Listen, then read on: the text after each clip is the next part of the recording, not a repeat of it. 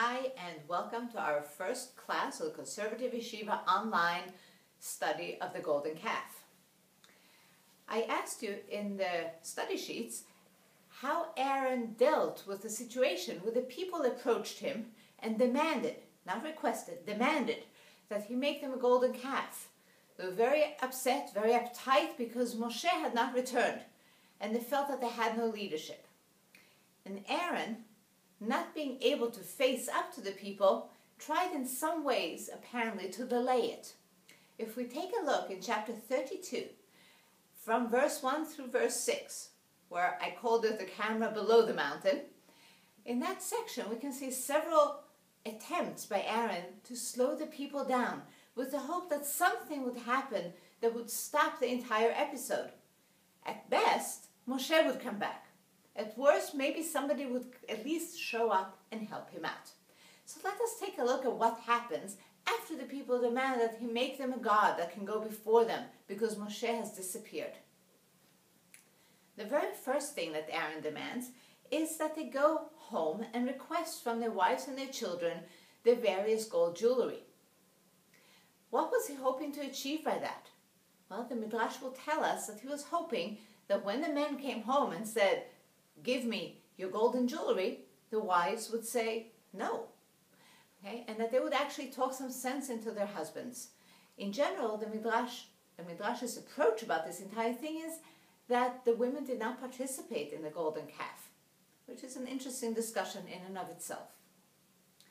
Well, Aaron was out of luck because, as we discover in the very next verse, the people donated their own jewelry that they had, not depending on their families to donate theirs. And so the first delay tactic did not work. The next one, Aaron himself makes this molten figure. A molten figure means that he has a shape into which he pours the gold. And once it solidifies, that's going to be the shape of it.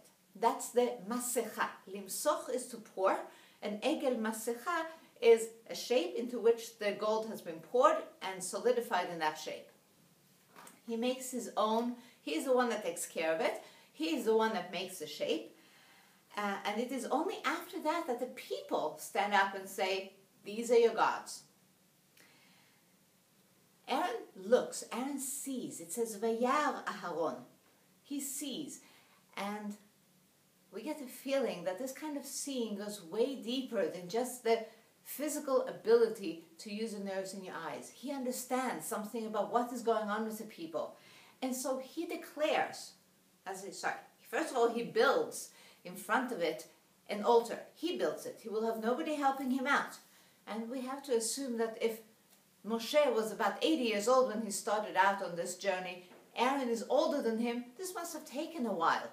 But no, there can be no helpers. Only Aaron is doing this. And so he probably spent the rest of the day building an altar, hoping that that would delay the people enough. But just in case, he makes a declaration.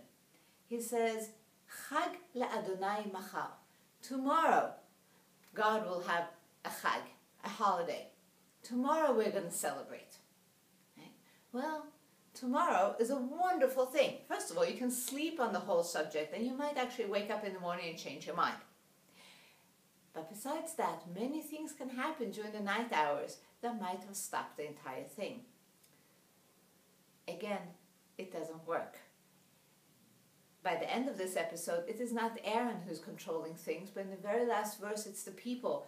They're the ones who get up bright and early the next morning and begin to sacrifice and dance in front of this character, in front of this golden calf, and do everything that Aaron had hoped, according to Midrash, to prevent.